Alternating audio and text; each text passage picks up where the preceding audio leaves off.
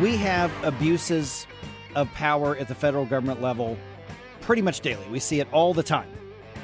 We see government ignoring the Constitution at all levels, at all times. So what can we do about it? Is an Article 5 convention, otherwise known as a convention of the states, the answer? And joining me right now is former U.S. Senator Tom Coburn. He represented Oklahoma. Senator, thank you for the time today. Hey, I'm glad to be with you, Mike. Okay, now first I want to just clarify something up front. Sometimes when this discussion comes up, I hear people thinking that we're talking about a constitutional convention versus a convention of the states. What's the difference? Oh, big difference. Article 5 of the Constitution allows the states to call for a convention of amendments.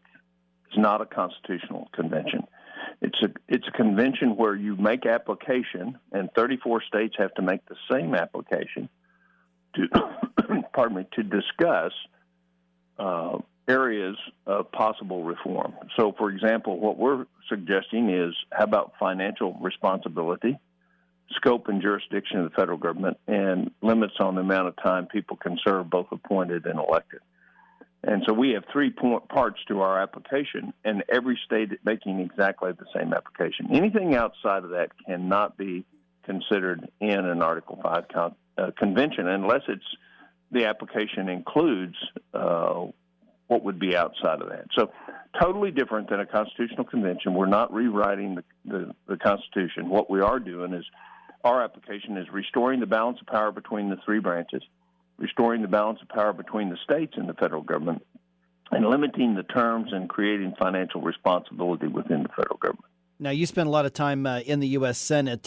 Financial responsibility is not something that Washington, D.C. is known for a lot. What would, if this were to pass and actually come to fruition and get approved by the people of the United States, what would limit the federal government when they ignore the Constitution now constantly? Well, they actually don't. They follow the Constitution as been interpreted by one or two people on the Supreme Court. So, what they're doing is what the Supreme Court has told them they had to, which is the ridiculous nature of some of the rulings that we've seen, whether it be total expansion of the Commerce Clause. Almost every impact in your state that comes from the federal government comes from a ruling that says the federal government has the power to do it because it has somehow connected with commerce. Well, they totally misread and totally redirected the intent of the founders in terms of Commerce Clause. Commerce was about trade. Mm-hmm. It was about trade between states. And so our application would actually fix that, which then would start limiting the power and jurisdiction of the federal government in Kansas, Missouri, and Oklahoma, and every other state. So they actually do follow the Constitution. It's just not the Constitution that we had and we want to maintain our freedom. So what's the process here? Just kind of what's the elevator pitch for the process? You talk about the application, so 34 states would need to approve this. Is this by the people or by the state legislatures? No, it's by the state legislature. Okay. Governors don't have anything to do with it. It's what's called a resolution that comes out of your legislature.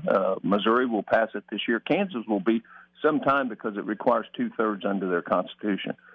But it comes out, and if you have 34 that agree, then the Congress is forced to call a convention for amendments, and then that meeting is held, and probably the first thing that would happen is they'd move it out of Washington because of the sickness that's in Washington.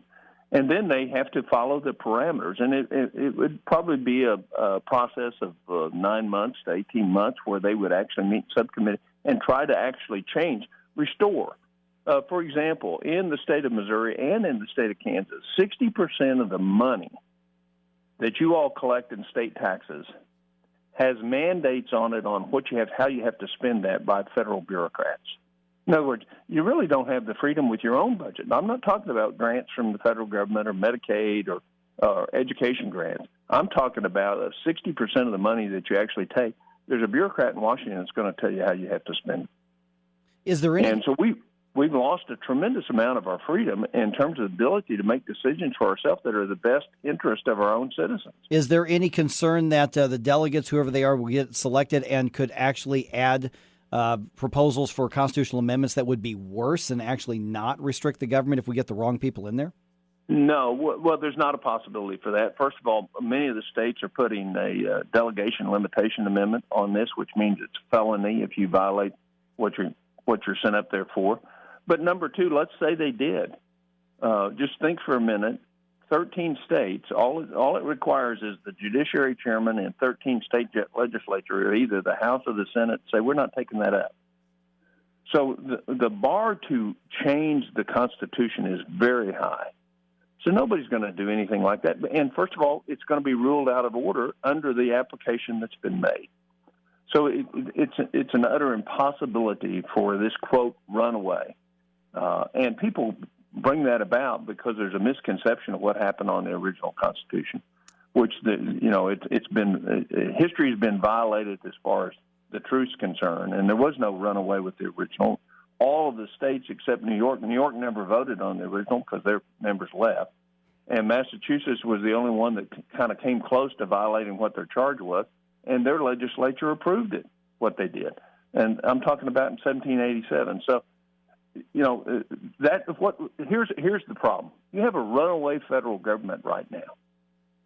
Our founders were wise enough to give us the tools as citizens of the people, by the people, for the people, a way to fix that. To not fix it means I'm afraid to do what's best for the long-term interest of our country, and we'll just let the federal government continue to tell us what to do and take away our freedoms. So how many states are looking at this right now? Realistically, how many states would you think you can have on board in the next year or two? Well, 37 active applications right now. We have 8 that have already passed it, so that's 45 states are considering it or have passed it. I suspect we'll get 8 to 10 this year and 8 to 10 next year. So that puts us very close to the 34. The other thing that comes about when Congress starts seeing that the states are getting ready to have a convention, amendments convention, they're actually going to start doing their job. Well, that could very well be. All right, I know we're just about out of the time that your team has allotted for us. I appreciate that. Senator Tom Coburn, former senator from Oklahoma. What is the way somebody can learn more, can get involved if they want to, or at least get their questions answered? Well, we have 1,600,000 volunteers right now, and you can go to conventionofstates.com, and you can find every question you could ever have about that's answered. It tells how to volunteer. We have a captain in every state legislative district in the country, all 4,200 of them. So this is a large grassroots effort to get our freedom back, and hopefully we will be able to do it. I spent 10 years in the Senate, and I can tell you we're never going to get it authored from Washington.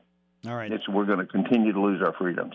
Former U.S. Senator Tom Coburn, now with the Convention of the States effort. Thank you so much for the time. Fascinating discussion. You agree Washington is dysfunctional? Oh, yeah, but it doesn't matter which party's in charge. I spent 10 years up here in the Senate and left early because I don't see a solution in the U.S. Senate and the U.S. Congress to fix what's wrong with our country. Founders gave us a great solution, Neil.